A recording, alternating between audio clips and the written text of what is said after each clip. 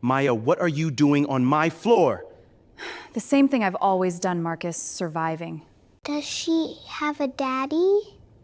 Not yet, sweetheart. Her name is Nadia. It means hope. Then she already has the perfect father. The floor she scrubbed the day Marcus Bennett came home early from work. He wasn't expecting his life to change. He was tired.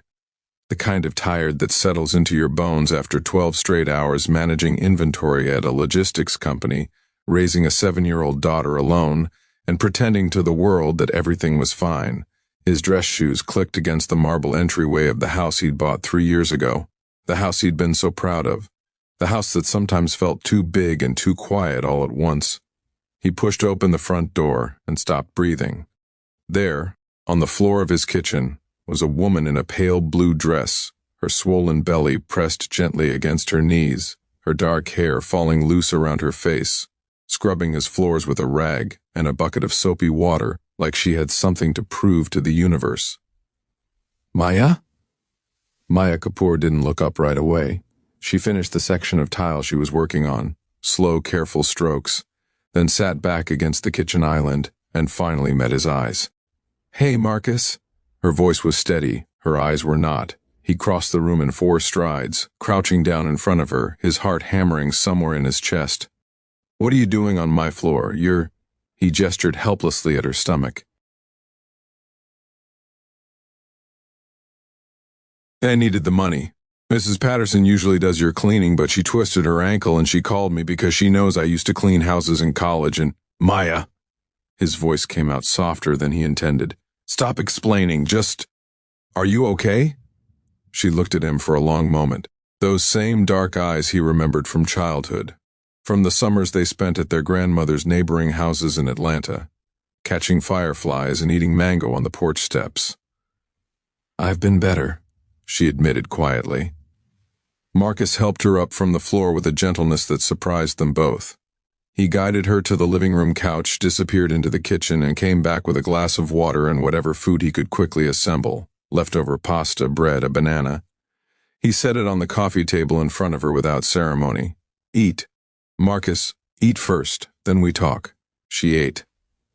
He watched her, trying to piece together the last 2 years. He'd heard through distant family connections that Maya had moved to Chicago for a corporate job, that she'd gotten engaged, that things had gone wrong somehow, but details were vague and he hadn't wanted to pry. Looking at her now, 8 months pregnant, scrubbing floors for cash, the details seemed less important than the reality sitting right in front of him. When she finished, she folded her hands carefully over her stomach. "His name was Derek," she said without being asked. "We were together for 2 years. When I got pregnant, he said he wasn't ready. He said—" She paused, pressed her lips together. "He said I had trapped him." Marcus said nothing. The muscle in his jaw tightened. "I lost my job 3 months later, downsizing. I used my savings to move back here, closer to my mom, but she had her surgery and she's still recovering, and I can't stay with her because her apartment is too small and the stairs are—" Her voice finally cracked, just slightly. "I've just been trying to figure it out. Where are you living?"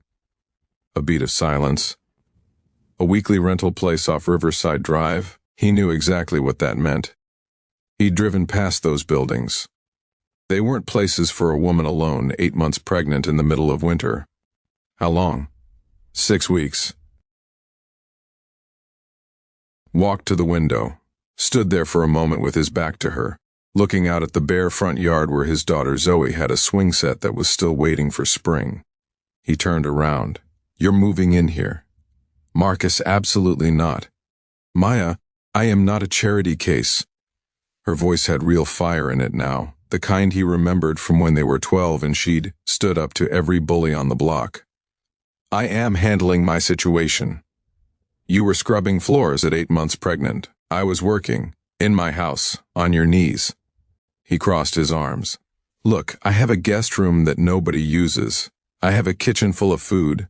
I have a 7-year-old who goes to bed at 8:30 and leaves me with nothing to do but watch sports I don't care about." He exhaled. "Let me help you, Maya. You would do it for me." She opened her mouth, closed it, because she would, and they both knew it. Zoe Bennett came home from school that afternoon to find a woman on the living room couch reading a book with her shoes off and a pillow propped under her feet. She stopped in the doorway, stared. "Daddy," she called out slowly, "there's a pregnant lady on our couch." Marcus appeared from the kitchen, wiping his hands on a dish towel. "That's Maya. She's going to be staying with us for a while." Zoe approached with the careful, scientific curiosity of a child who had decided she was going to be a doctor when she grew up. She stopped directly in front of Maya and pointed at her stomach. "Is there a baby in there?" "There is," Maya confirmed seriously. "What kind?" "A girl kind." Zoe considered this. "Does she have a name yet?" "I'm still deciding." Zoe nodded, as though this was a reasonable and responsible position to take. "I'll help," she announced. "I'm good at names. I named both my goldfish and my stuffed elephant." She paused. "The elephant is named Gerald. He's very dignified." Maya laughed, a real laugh. The first one in what felt like months. It lit her whole face. Marcus stood in the kitchen doorway watching it happen, and felt something shift quietly inside his chest. The days settled into a rhythm. Marcus went to work. Zoe went to school. Maya, who refused to simply sit and rest, made herself useful in every way that didn't involve lifting or crouching. She reorganized the kitchen, helped Zoe with homework, called in a grocery order online that somehow included every single thing the refrigerator had been missing. In the evenings, the three of them ate dinner together. It surprised Marcus how natural it felt, how the table that had always seemed slightly too large for just him and Zoe suddenly felt exactly the right size. He learned things about Maya he hadn't known, that she was still doing freelance marketing work from her laptop, building back her savings one small contract at a time, that she read to her baby every night before sleeping, soft, quiet words in both English and Hindi, that she cried sometimes, in the guest room, when she thought no one could hear. He didn't mention the crying, but he started making sure there was always chamomile tea in the cabinet. One night, about 2 weeks in, he found her standing at the kitchen window at midnight, just standing there in the dark, one hand on her stomach, looking out at nothing. "Can't sleep?" he asked. "She's doing gymnastics again." Maya glanced sideways at him. "Sorry if I woke you." "You didn't." He moved to stand beside her. For a while, neither of them spoke. "I keep thinking about what kind of mother I'm going to be," Maya said softly. "Whether I'm going to be enough. Whether she's going to grow up feeling—" She stopped. "I don't know, like she was a mistake." "She won't." His voice was certain. "You can't know that. I know you." He turned slightly toward her. "I've known you since we were 8 years old, and you were defending stray cats in the neighborhood and writing letters to the city council about the broken swing in the park. You have more love in you than most people use in a lifetime." He paused. "That little girl is going to know exactly how wanted she is." Maya looked at him for a long moment. "You've gotten very wise," she said finally. "Single parenthood does that." A quiet half smile. "Or destroys you, one of the two." She went into labor on a Tuesday morning, 3 weeks later. It was Marcus who drove her to the hospital, one hand on the wheel, the other occasionally glancing at her as she breathed through contractions with focused, terrifying calm.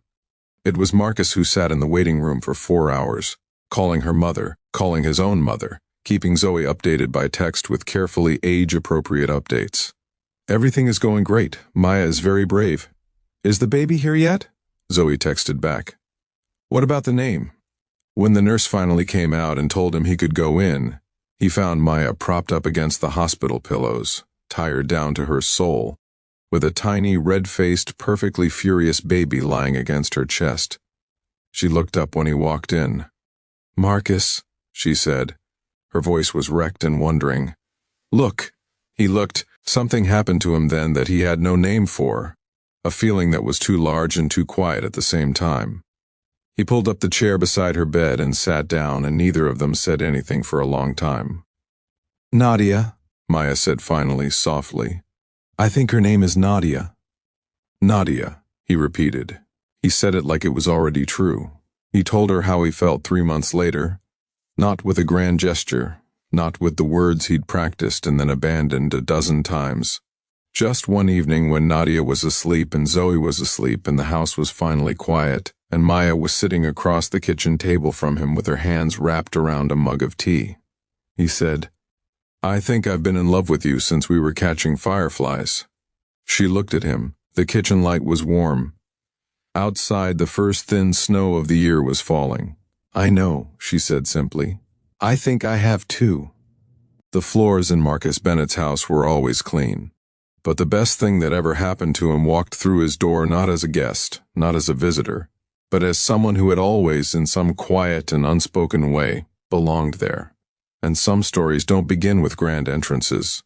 Some begin with a woman on her knees, a bucket of soapy water, and a man who finally understood that love isn't just what you feel, it's what you do. Copyright Golden Heart Stories.